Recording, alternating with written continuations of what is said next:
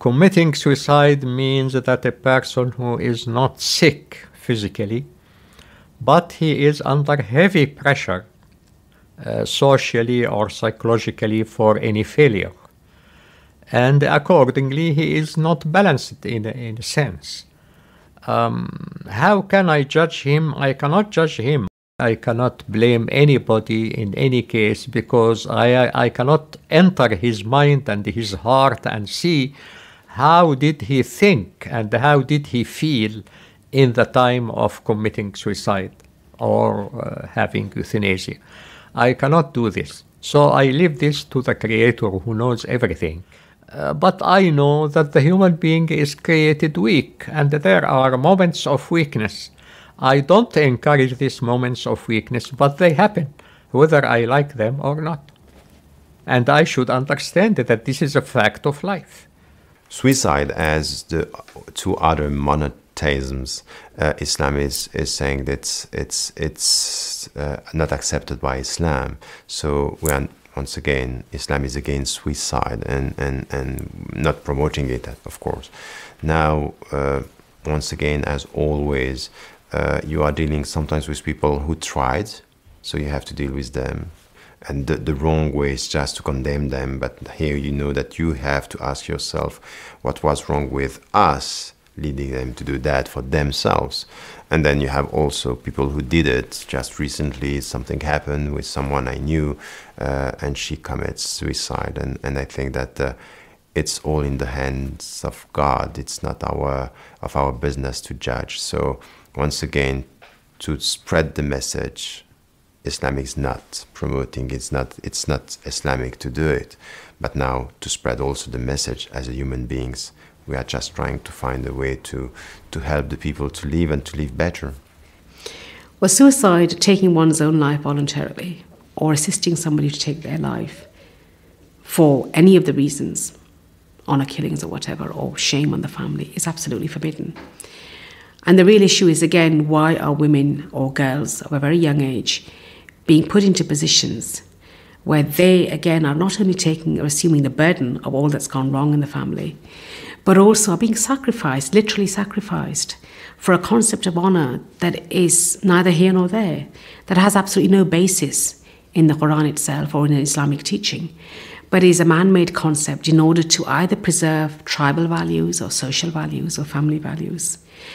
And the fact that we now live in the 21st century and in Western societies are still seeing Muslim women being forced to commit suicide because they have shamed the family is, I think, testimony to the fact that so many Muslim societies live in so much fear and dread of not having the freedom to think or to practice Islam or to think about Islam in a much deeper way. And I think it only bodes more fear for the future unless people are willing to speak out, unless people are willing to speak convinced that this is not Islamic, and that even if they're shunned from the community, even if they're told that they have to leave their families for saying what they do, I think we need martyrs in this. You know, it's a word that's brandished a lot, but I think this is an area where we really do need martyrs. We need people to speak out and say, this is wrong. We cannot expect people outside these faith communities to understand what is going on. They can only condemn it. It's from within the faith communities that people start speaking out. If there's cohesion, if there's solidarity, if there's an understanding and less fear, that's the only way things are going to change.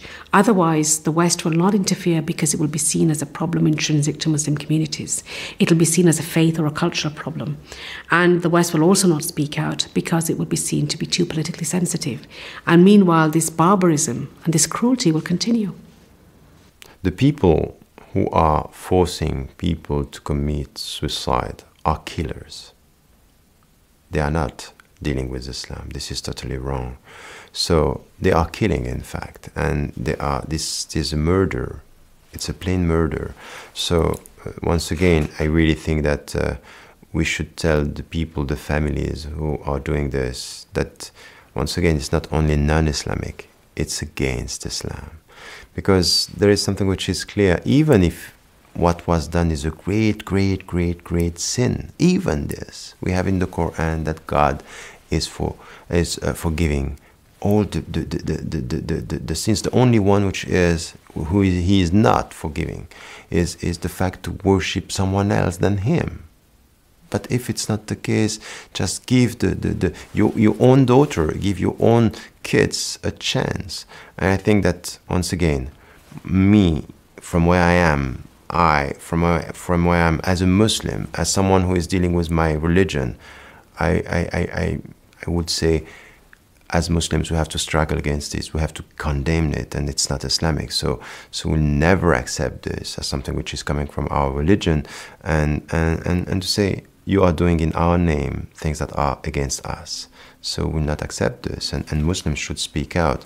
And for the last 20 years, I'm always saying that there are few topics on which the Muslims should be vocal. On this one, on forced marriages, on rape and violence and all that, they have to be clear and explicit, not only by speaking, but on the ground by working. So I have been dealing with many Muslim organizations and women in Africa, in Turkey, even in Iran, with women saying, we have to do something about it, and we have. So I really think that to condemn only by sitting, it's not enough. To condemn by acting against it, it's the only way the sincere Muslims should act and behave.